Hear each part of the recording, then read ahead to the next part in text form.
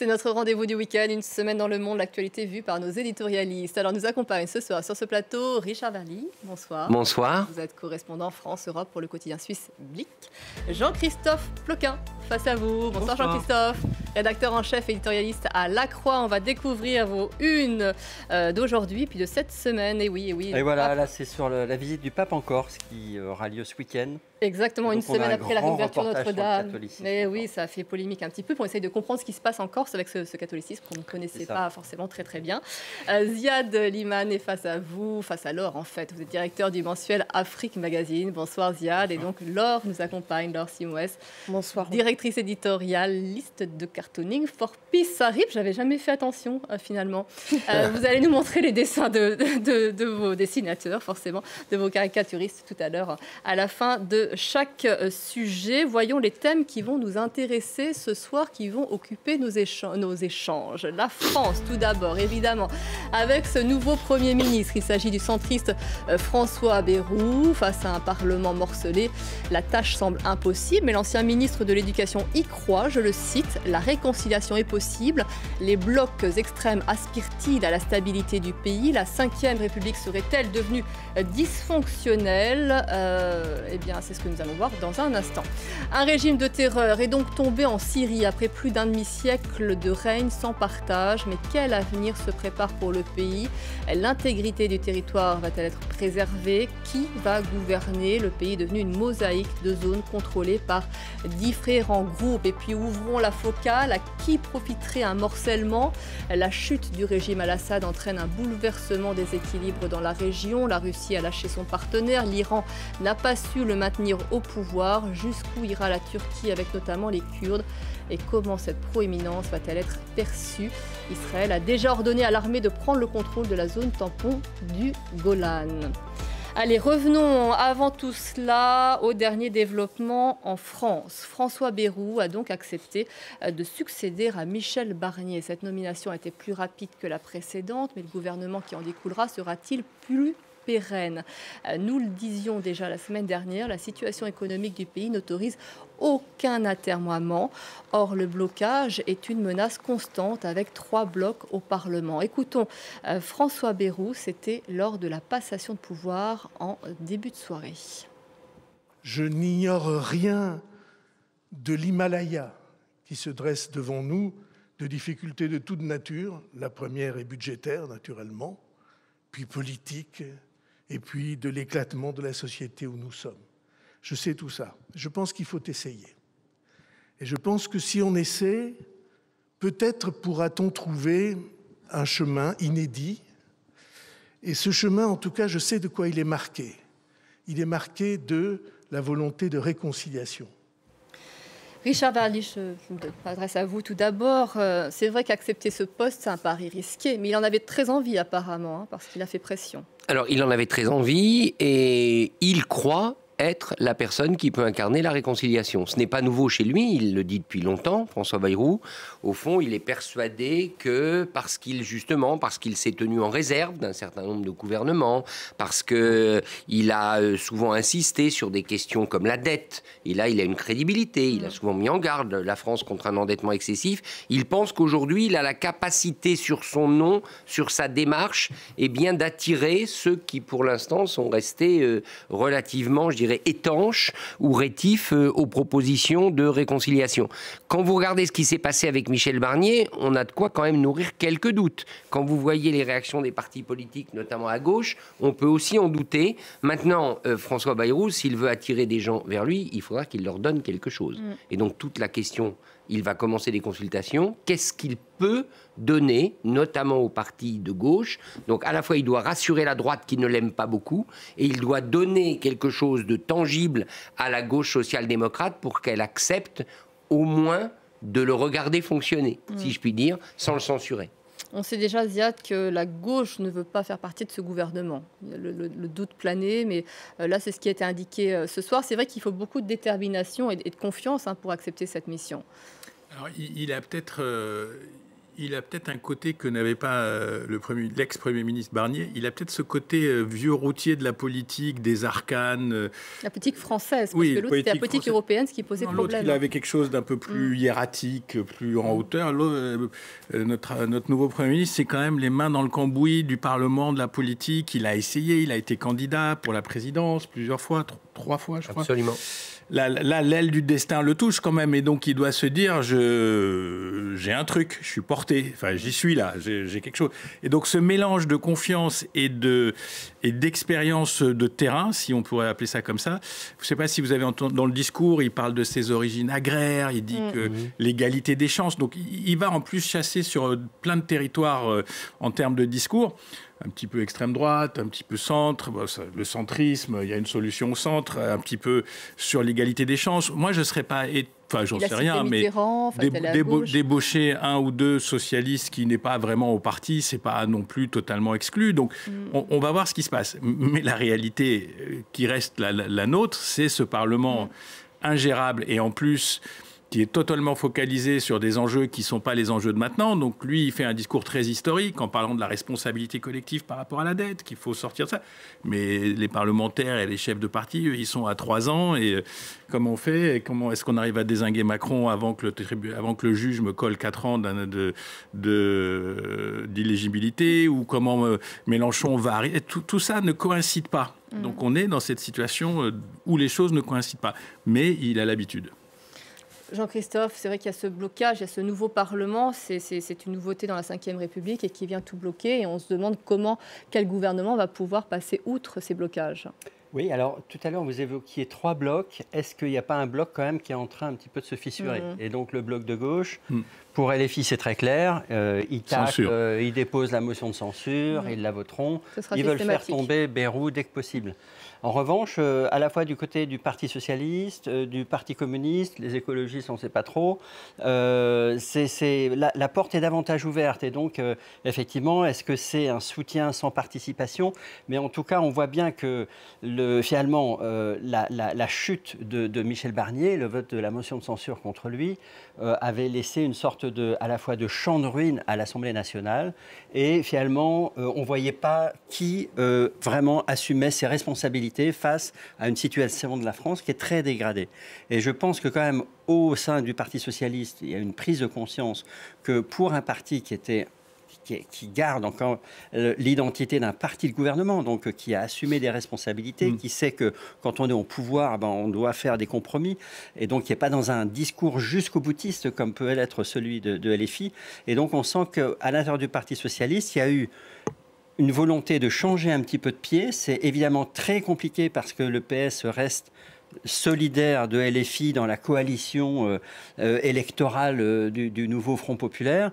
Mais voilà, ils ont quand même envoyé des signaux pour dire, en fonction de la politique que suivra le nouveau gouvernement, voilà, on ne sera pas forcément dans une opposition systématique. Donc, comme vous disiez, ensuite, c'est quel sera finalement le marchandage. Alors marchandage, c'est un mot un peu dévalorisé, mais je pense que c'est un petit peu quel compromis, c'est-à-dire sur quoi est-ce que vous bougez par rapport à la doxa d'Emmanuel Macron, et sur quoi on vous soutiendra, même si on n'est pas tout à fait d'accord. Mais je disais justement tout à l'heure, tirera-t-il des leçons de son prédécesseur? Parce qu'effectivement, Michel Barnier a tout donné au RN, au Rassemblement national, n'avait plus de marge de négociation ensuite quand est venu le vote. Or, on a besoin du RN et on voit qu'aujourd'hui que Marine Le Pen, sa main ne tremble pas. Quand il s'agit de voter une motion de censure, elle le fait sans état d'âme. Oui, mais on sent que le Rassemblement national est quand même assez prudent, là encore, que finalement, on a vu avec Michel Barnier que le Rassemblement national avait commencé avec une attitude assez ouverte et en espérant, en tirant des concessions de Michel Barnier, et que finalement, sur la fin, il a basculé pour apparaître le parti d'opposition qui allait faire chuter le gouvernement. Là, aujourd'hui, on sent bien que les deux positions existent encore Cela dit, François Bayrou a sans doute, et là c'est sans doute ce que disait Ziad Limam, c'est-à-dire Bayrou, c'est 40 ou 50 ans de politique en France. Les gens du Rassemblement national, je pense qu'il les connaît doublement. Il les connaît en tant que leader politique, il les connaît aussi sur le terrain. C'est quelqu'un qui a une grande expérience de la vie politique locale, notamment dans le Béarn. Et donc, je pense qu'il peut, sur la proportionnelle, sur un certain nombre de... Il partage des points communs, finalement, avec la stratégie du Rassemblement national, et il comprend sans doute assez clairement certaines attentes de la population française, dont une partie vote Rassemblement national. Richard, c'est vrai que là, on est arrivé au bout de l'illustration des petits calculs politiques et on veut de l'élan national, en fait. Aujourd'hui, on veut, du point de vue des Français, en tous les cas. Je ne sais pas si on veut de l'élan national, parce que... Mais il y a une situation économique qui l'impose, quoi. Il y a une urgence qui l'impose. Il y a un besoin de redressement.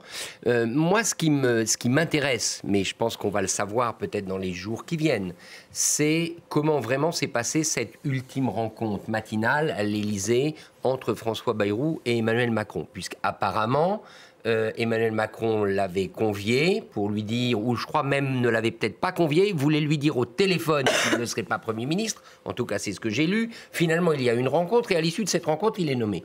Moi ce que je trouve formidablement intéressant, c'est si François Bayrou, comme on peut le lire, a en quelque sorte recadré Macron et lui a dit, écoute, ça va pas. C'est pas possible. Et ça, s'il a fait ça, d'une certaine manière, j'allais dire, une figure paternelle, parce qu'il accompagne Emmanuel Macron depuis le début, je crois qu'il y a beaucoup de Français qui, quelque part, ont envie de recadrer Macron.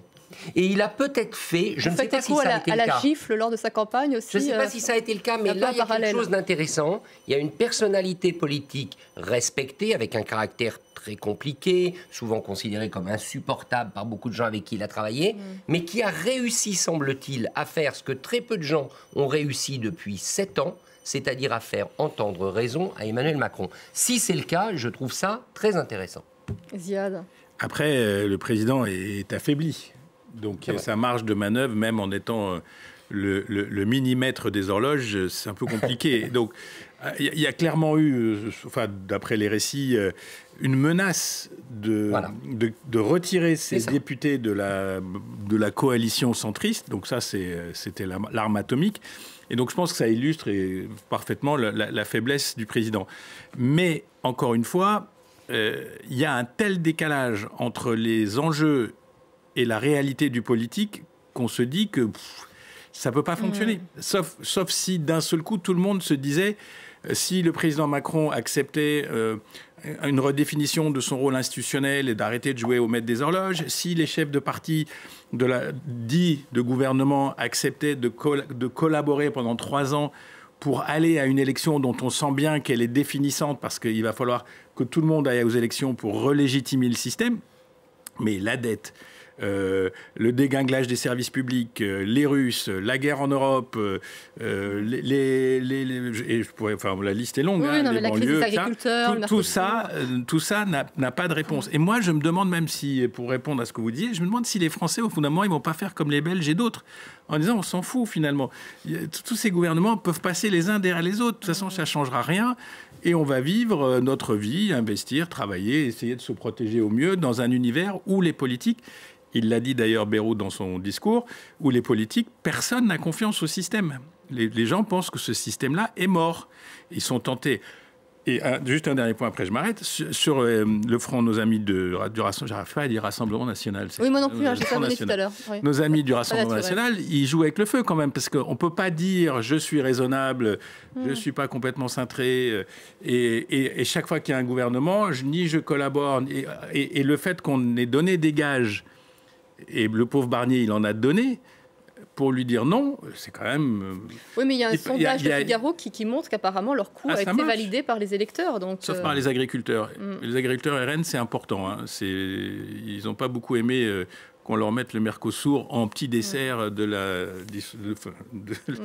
la chute du gouvernement. Jean-Christophe, c'est l'échec du macronisme sur la transformation du paysage de l'espace politique. en somme? On attendait beaucoup de son arrivée au pouvoir. La dissolution. Enfin, c'est finalement une séquence de plus dans une transformation qui a commencé il y a 2 ans avec tout de suite après l'élection présidentielle, le fait qu'Emmanuel Macron n'a pas obtenu une majorité absolue et donc il s'est retrouvé fragilisé à l'Assemblée nationale et avec donc ces recours récurrents au 49.3. Donc déjà là, il y avait un système qui ne fonctionnait pas.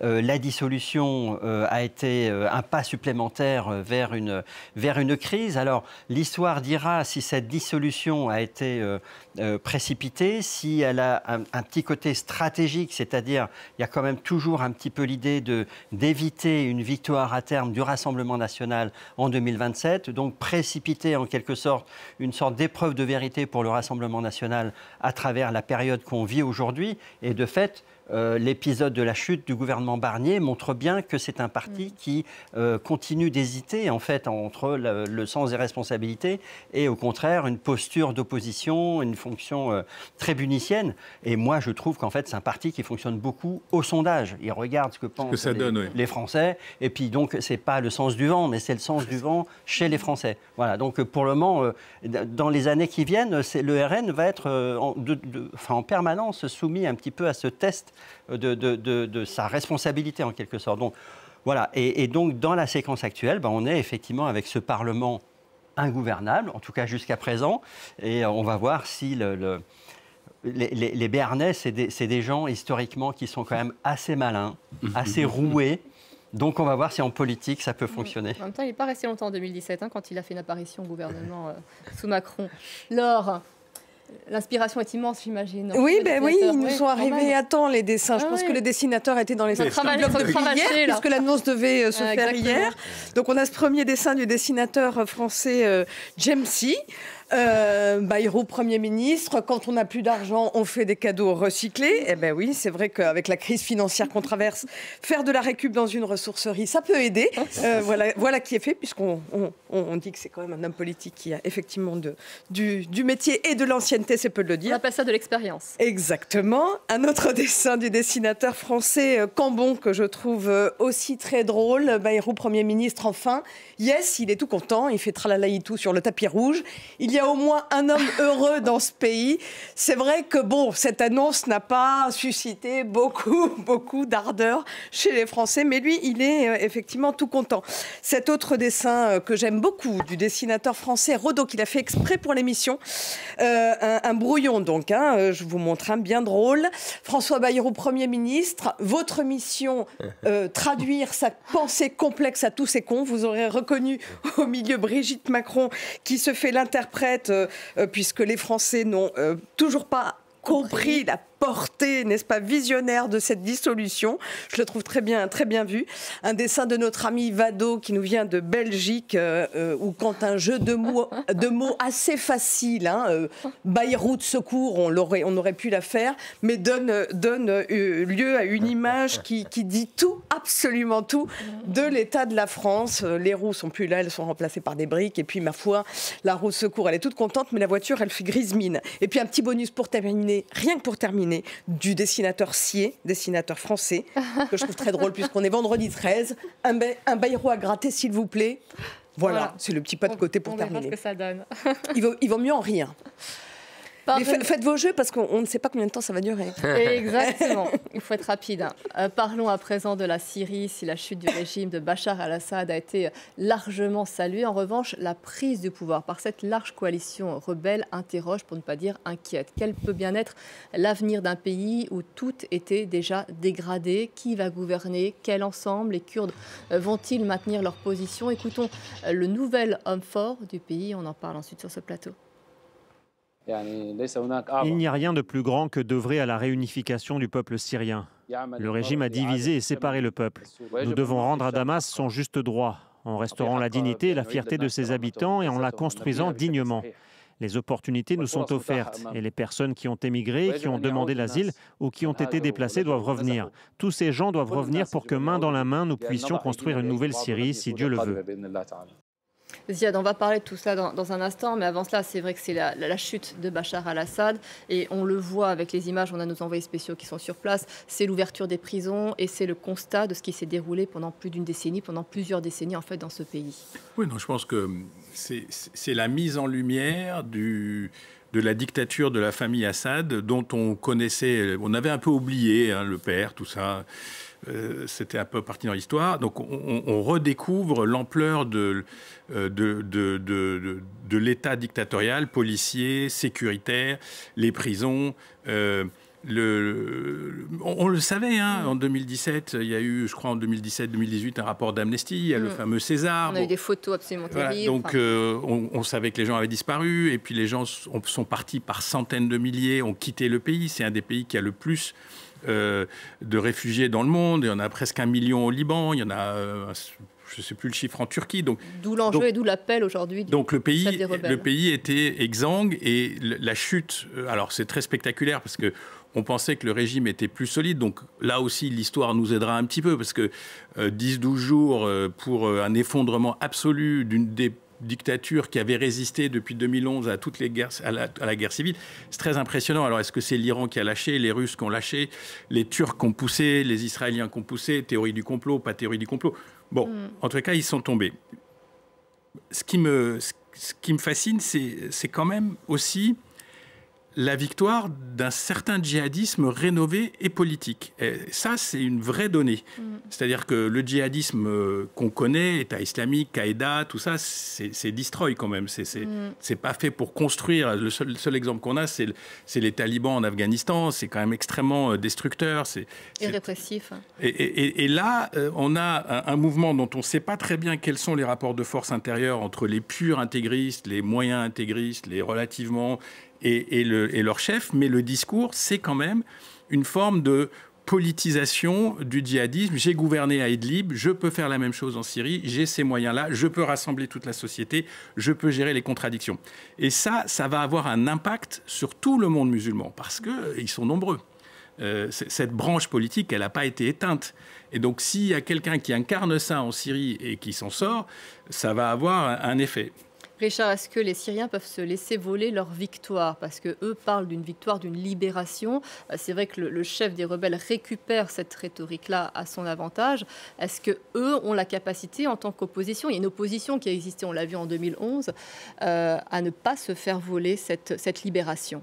Mais je crois que tout va dépendre, au fond, de deux choses. D'une part, il faut bien le dire, de la capacité de cet homme et de son groupe, donc HTC ou HTS, parce que je vois les deux. HTC en français, HTC plutôt, en français, oui. voilà. Pour les anglo de sa capacité, d'abord, à assurer l'ordre. Il va y avoir un vrai défi qui est celui d'abord à Damas, et assurer l'ordre, c'est-à-dire, au fond, à assurer une présence qui ressemble à une présence étatique. Ce groupe peut-il se transformer en structure étatique, ou plus exactement, peut-il reprendre à son compte la structure étatique existante, car il y avait quand même un État, mais un État dictatorial au service d'un clan? Peut-il arriver à faire cette greffe et assez rapidement à gouverner le pays? Ça, c'est quand même, c'est pas simple.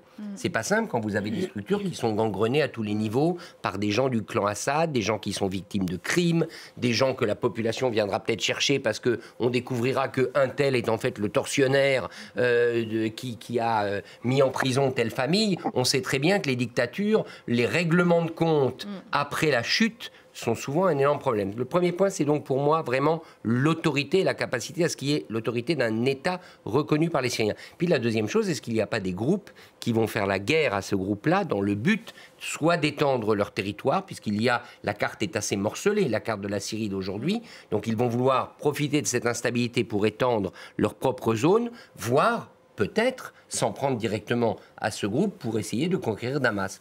Donc voilà, quand on regarde la carte. Donc il y a vraiment pour moi deux enjeux. Il semble quand même, moi je suis frappé, je suis comme Ziad, je suis frappé par une chose, c'est que la mise en scène, la manière dont ça se passe, la manière dont il parle, la manière dont il se comporte, a l'air quand même assez bien étudiée. On a presque... Alors, il y a ce qu'ils ont fait à Idlib, mais moi je ne peux pas m'empêcher de penser qu'ils ont peut-être aussi été entraînés au sens où ils ont une feuille de route bien précise de choses qu'ils doivent faire et qu'ils doivent faire aussi devant les caméras, parce que ça a son importance. Pour l'instant, ce n'est pas du tout la prise du pouvoir désordonné des talibans afghans. Pas du tout. En tout cas, ça n'y ressemble pas. Ils savent communiquer, effectivement. On va parler justement de l'inquiétude des pays voisins dans un instant, mais avant cela, Jean-Christophe, c'est vrai qu'on se pose la question concernant le morcellement, c'est ce que vient d'évoquer Richard. C'est vrai qu'on voit un éclatement progressif de la Syrie, et donc on se demande quel va être cet État, en fait, qui va être gouverné. Alors la Syrie était déjà morcelée, et donc ce qu'on vient de voir en fait, c'est il y a du mouvement finalement. La poche d'Idlib tout à coup est devenue la poche de presque toute la Syrie, mais on voit bien qu'il y a toute la partie au nord-est, donc qui apparaît un petit peu dans ce ton beige là, donc qui est contrôlée par les Kurdes, la partie en rouge qui est contrôlée par une alliance soutenue par la Turquie, et puis dans le bas la base effectivement la poche violette qui est contrôlée par l'armée américaine. Voilà, donc ce morcellement existait déjà. Finalement, là, on a une division en moins, puisque toute la région contrôlée par le régime Assad est tombée. Et donc, il y a un autre morcellement aussi, c'est le morcellement des communautés ethniques et des communautés religieuses, alors qui recoupe un petit peu ça, puisque les Kurdes, c'est une communauté ethnique différente des Arabes, qui sont la population majoritaire. Il y a à l'intérieur de la population musulmane qui est majoritaire, donc une majorité musulmane sunnite, mais il y a aussi des chiites et il y a aussi les alaouites qui sont plus ou moins rattachés à cette branche, et les druzes. Et puis donc il y a les chrétiens qui sont un petit peu éparpillés dans le territoire. Donc, et puis il y a aussi finalement cette identité laïque qui était finalement un socle historique de la Syrie depuis 50 ans, qui a été notamment défendu en quelque sorte par le parti Baas, qui était le parti de Hafez el-Assad et de Bachar el-Assad. Et donc, comment est-ce que cette identité laïque, qui est quand même portée aussi par des gens de l'islam sunnite majoritaire, comment est-ce que ça va se combiner avec ce que décrivait Ziad tout à l'heure, c'est-à-dire un leader et une coalition qui est d'abord et avant tout marquée par une idéologie islamiste, et donc par le fait de faire d'une certaine vision de l'islam un peu le socle de référence du nouveau gouvernement. Enfin, voilà. Et effectivement, c'est quelque chose qu'on retrouve dans d'autres pays de la région. Donc effectivement, la difficulté d'unifier toute cette fragmentation, c'est un défi énorme. Et je pense que ce qu'il faudrait, c'est que les Syriens s'extraient le plus possible des influences étrangères et se disent on parle entre nous. On se réunit entre nous, et la Syrie de demain, on l'a fait entre nous. On va en parler dans un instant. Ça, pour l'instant, c'est pas évident. Laure, à propos d'abord de la chute du régime al-Assad et de l'arrivée au pouvoir de cette coalition. Mais c'est vraiment, les dessins nous le montrent, entre soulagement et inquiétude. Je vous montre d'abord ce premier dessin du dessinateur syrien Hani Abbas, qui est né dans un camp de réfugiés palestiniens en Syrie, et qui a été obligé de fuir la Syrie à cause de ses dessins qui critiquaient évidemment le régime Hamas. Il est de Damas, et il est réfugié depuis 2015 à Genève. Donc voilà, son dessin extrêmement puissant, parce qu'on voit que c'est vraiment le cri de libération et de soulagement. On parlait des prisons.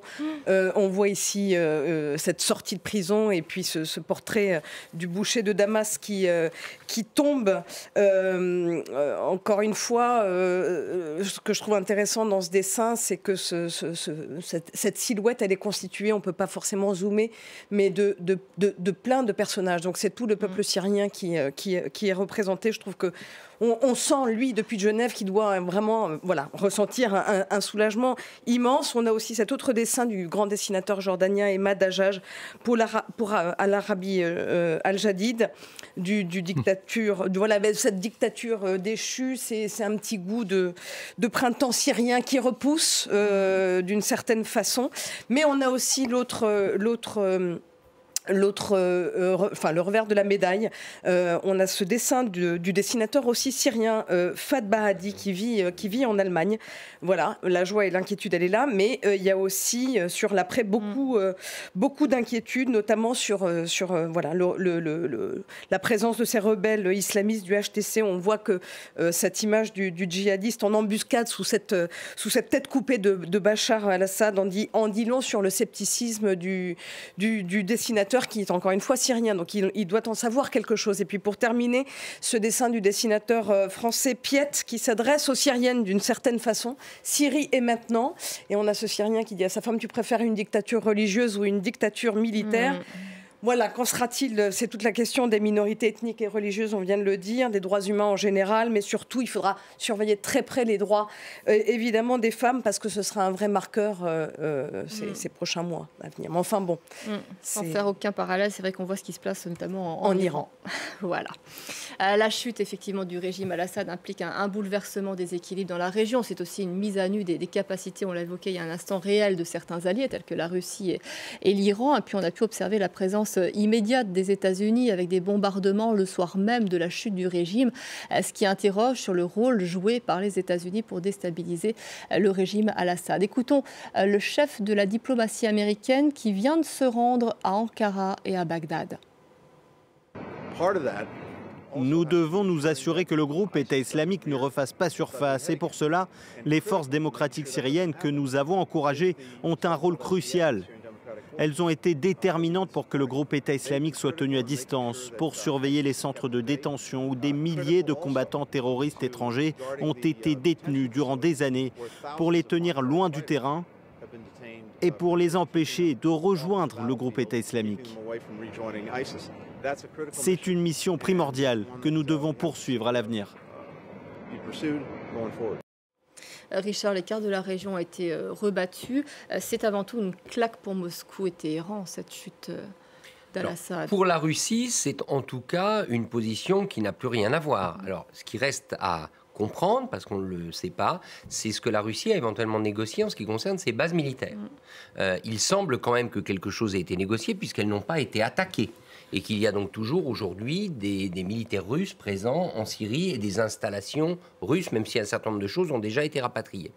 Qu'est-ce que la Russie va faire? Est-ce qu'elle va chercher à tout prix à préserver cette présence en Méditerranée, mais auquel cas il faudra qu'elle donne autre chose, notamment dans la future négociation, on peut penser à propos de l'Ukraine, ou est-ce qu'elle va plier bagage purement et simplement? Là, ça deviendrait une défaite géopolitique et stratégique, parce que par ailleurs, ces bases syriennes permettaient à la Russie de projeter ses milices en Afrique. C'était vraiment à partir de Tartous et de Latakia que transitaient tous les avions qui approvisionnaient notamment la milice Wagner dans ses différentes officines en Centrafrique, au Mali, etc. Donc ça, on va voir. Et puis, l'autre enjeu, c'est quand même l'attitude, il faut bien le dire, du gouvernement israélien. On a un Benjamin Netanyahou qui, là, est quand même plus fort que jamais. Il est dans une position de grande force. Donald Trump arrive au pouvoir dans maintenant un mois. Que va-t-il se passer? Est-ce que c'est le moment où Trump et Netanyahou vont, pendant les 4 semaines qui restent avant la prise du pouvoir par la nouvelle administration américaine, mettre au point une proposition, quelque chose sur la table qui viendrait, j'allais dire, presque dès la première semaine d'exercice du pouvoir de Trump, puisqu'il a déjà dit, Trump, ce sera comme ça que ça se passera. Tout se fera très vite dans les premiers jours de son administration. C'est intéressant et je suis certain qu'il y a... Enfin, Jean-Christophe et Ziad suivent cette région plus que moi, mais il y a évidemment des contacts au plus haut niveau entre la future administration Trump et le gouvernement israélien. C'est vrai que Jean-Christophe, pour l'instant, on voit qu'il y a un décalage entre les ambitions de Joe Biden, qui est sortant, et les ambitions de Donald Trump pour la région. Oui, on voit que la façon dont l'armée américaine bombarde ces derniers jours les positions donc, de Daesh / État islamique, là aussi c'est un peu comme en Ukraine, hein, on voit qu'il y a quand même un effort de préparer le terrain pour l'administration Biden. C'est quand même, ça va aider la nouvelle administration Trump, oui. De Trump, voilà, ça va aider l'administration Trump si Daesh / EI est affaibli en quelque sorte dans la Syrie de demain. Après, effectivement, je pense que les États-Unis, visiblement, ont été surpris, comme tout le monde, par la chute du régime de Bachar el-Assad. moi, je n'ai pas entendu récemment 2 personnes qui disent « non, mais nous, on savait ». Nous, on l'avait vu venir. Donc, ça veut vraiment dire quand même que c'est un effondrement qui était totalement inattendu. Personne ne s'attendait à ce que HTC, comme ça, que la poussée aille jusqu'à Damas. Donc, je pense que l'administration Biden et la future équipe Trump, elle découvre aussi cette situation et que vis-à-vis de la Syrie, ce n'est pas encore très clair ce que feront les États-Unis. Donc ensuite, effectivement, est-ce qu'il y a une stratégie pour Israël, les Palestiniens, l'Arabie Saoudite? Ça, c'était le tableau jusque-là, jusqu'à avant la chute de Damas. Aujourd'hui, il y a quand même une nouvelle carte assez importante la région, quand même, la carte de la région a été considérablement transformée. À la fois, l'Iran pourrait accélérer son programme nucléaire ou à la fois essayer de négocier avec l'administration Trump. Les deux. Les Iraniens sont à la fois dans le... Enfin, on sent une phase... On n'est pas dans les couloirs des palais de Téhéran, mais on sent une phase d'interrogation, je pense, stratégique en Iran sur quelle est la meilleure attitude à adopter à un moment où les reculs sont patents. C'est-à-dire, on a pris un recul au Liban avec le Hezbollah, dont le leadership a été décapité. On a un recul en Syrie. La Syrie, c'est stratégique aussi pour l'Iran. Et puis aussi pour des questions religieuses, c'est-à-dire la minorité chiite, les shrines, les temples religieux chiites qu'il fallait protéger, etc. Donc il y a tout ça. Donc ils sont sur la défensive. Est-ce que ça va les amener à se dire finalement la stratégie qu'on mène depuis des années, qui est cette espèce de tragédie de l'expansion par les proxys, on laisse tomber, on ferme tout ça, on se concentre, on fait l'arme nucléaire et plus personne ne discute avec nous. Et c'est pas exclu, c'est-à-dire que ça ramène à une discussion possible avec l'administration Trump sur des bases qu'on connaît, puisque c'est le fameux JCPOA, oui, non, Trump a dit non, les autres avaient dit oui, donc on connaît les paramètres. La seule chose, moi, c'est que on sent très bien que dans cette région, il n'y a plus rien de contrôlé, en fait. C'est-à-dire que le massacre d'octobre a ouvert les portes d'un espèce de chamboulement massif qui a touché Gaza, le Liban, la Syrie, on ne sait pas où ça va, la Jordanie, je sais pas, les pays du Golfe, on n'en sait rien. Enfin, tout ça, il y a une énergie négative et positive qui s'est ouverte et on ne sait pas. Et on le voit, Biden, il est aux fraises, Blinken, qui est généralement aux fraises, il est totalement largué. Enfin, qu'est-ce qu'il fait à Amman, à part aller protéger leur roi là-bas? Donc on sent que tout ça et ça dépasse tout le monde et c'est dangereux. C'est là que les choses deviennent dangereuses parce qu'il faut qu'on rétablisse une forme d'équilibre. Et c'est là que le leader Al-Jolani, de son nom de combat, il dit « Nous, c'est plus notre problème ». Il dit « Nous, on a trop fait la guerre, donc maintenant, et ça aussi c'est un discours qui doit toucher les opinions syriennes, quelles qu'elles soient. Nous, notre problème maintenant, c'est la Syrie, c'est de la reconstruire en dehors de tout. Alors, ils ne pourront pas éternellement laisser les Israéliens bombarder, occuper du territoire, mais c'est pas pour le moment, on sent que ce qui compte, c'est de dire aux Syriens, rassemblons-nous parce qu'on est sur le fil du précipice. Et, voilà. Et un petit point, c'est pour l'État islamique, le pire, c'est lui. Oui, tu as raison. C'est le pire, ça. Oui. C'est-à-dire que c'est l'antithèse de leur approche à eux. Donc, forcément, ils vont tenter des choses contre ce gouvernement, entre guillemets. Et pour Jolani, qui a pas mal voyagé dans sa région, il a vu l'Irak. Et ce qu'il fait, c'est exactement le contraire de ce que l'occupation américaine et les Irakiens qui étaient proches des Américains ont fait en Irak. Donc il essaye de maintenir la structure d'État, tu en parlais. Oui, il essaye de maintenir une vague structure militaire. Il essaye de rassurer le système. Les images très spectaculaires avec le Premier ministre sortant. Là, lui, il est vraiment sorti du coup. C'est très spectaculaire. Tout ça, on s'est dit, normalement, ces gars auraient pu être massacrés ou mis en prison. Non, pour le moment, il y a cette tentative de stabiliser... Mais Richard, dans ce chaos, il y en a un qui a pas l'air d'être très déstabilisé, c'est Benjamin Netanyahou, en fait. Non, mais finalement, ça le sert, il sait où il va, Et là, il se dit, je vais continuer à avancer sur le plateau du Golan. Je vais consolider. Ça y est, j'ai la route qui est barrée pour le Hezbollah. Le Hezbollah est définitivement affaibli puisque du coup, il ne peut plus recevoir l'aide de l'Iran en passant par la Syrie. Idem pour le Hamas. Donc il y a des choses qui se clarifient finalement pour lui dans un effort de guerre qui est presque surhumain depuis un an. C'est pour ça que je disais que tout va vraiment dépendre de ce qu'il a convenu ou de ce qu'il est peut-être en train de négocier avec Donald Trump. Parce que il est évident qu'il est le vainqueur.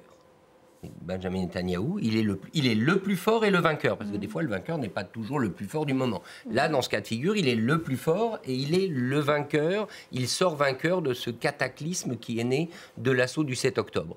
Après, il va falloir quand même s'acheminer vers un règlement. Trump a dit la Syrie, c'est pas pour nous. Je me souviens pas des mots exacts de sa déclaration, mais nous n'irons pas et c'est pas notre conflit. Donc, à un moment donné, les États-Unis vont devoir quand même essayer via Israël, donc leur préoccupation, c'est toujours évidemment la sécurité d'Israël. C'est sans doute une administration qui sera très pro-Netanyahou, on le sait, c'est évident. Mais je dirais, Trump, il veut aussi sa statue de grand leader mondial de la paix.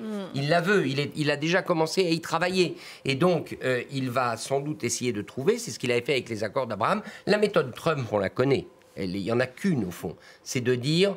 Faites du commerce et gagnez de l'argent au lieu de vous entretuer. Moi, je vais vous permettre de gagner de l'argent et je vais vous permettre de transformer toutes ces ruines en opérations de promotion immobilière. J'exagère, mais c'est quand même un peu ça l'approche Trump.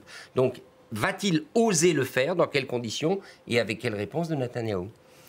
Laure, on va conclure avec vous. Oui, alors on a un dessin du dessinateur de Singapour, Heng, sur justement cette chute historique et inattendue du régime. Jean-Christophe parlait de cet effondrement inattendu, mais on l'a là, l'effondrement inattendu, et les alliés de toujours de Bachar al-Assad qui ont été vraiment pris de court et qui sont un petit peu les victimes collatérales de cette affaire. Voilà, l'image elle est très simple, mais elle est très parlante. Il y a l'Iran qui prend un petit peu plus cher que la Russie, semble-t-il. Cet autre dessin du dessinateur norvégien Roar Hagen, on peut l'appeler la métaphore du narguilé. Voilà, si en gros les empires autour s'en mêlent, alors Russie, Iran d'un côté, mais Turquie en tête, qui est aussi un grand gagnant de cette chute, il y a fort à craindre pour la Syrie qui risque d'être aspirée dans la fumée. Il manque peut-être effectivement Israël autour de cette table. Et puis côté Occident et notamment Europe, on a ce dessin toujours aussi savoureux du dessinateur algérien Dilem sur justement ces réactions occidentales. L'Occident est prêt à aider les nouveaux dirigeants syriens. Et puis, vous aurez reconnu le rasoir. Il faut donc commencer par se raser la barbe pour le HTC, évidemment, afin de devenir crédible. C'est quand même assez drôle, d'impertinence. Et puis, pour terminer aussi ce dessin de CAC pour l'opinion, Al-Joulani a beau donner quelques gages, l'Occident attend quand même des preuves et est prudent. Et CAC nous le raconte ici avec beaucoup de malice. C'est derrière moi tout ça, dit-il à Macron et à Ursula von der Leyen et puis au Biden fatigué. Mais voilà, les spectres d'Al-Qaïda et de l'État islamique et de son passé planent quand même encore. Donc il va falloir voir ce qui se passe et le surveiller de très près. Je vous remercie beaucoup, Laure, pour tous ces dessins. Merci à vos dessinateurs. Jean-Christophe, merci à vous d'être venu. Merci beaucoup. Richard, Ziad, merci beaucoup. Une semaine dans le monde, c'est terminé pour ce soir. C'est à retrouver sur nos réseaux sociaux, sur Internet. Et je vous retrouve dans un instant au cœur de l'info pour développer d'autres titres de ce soir.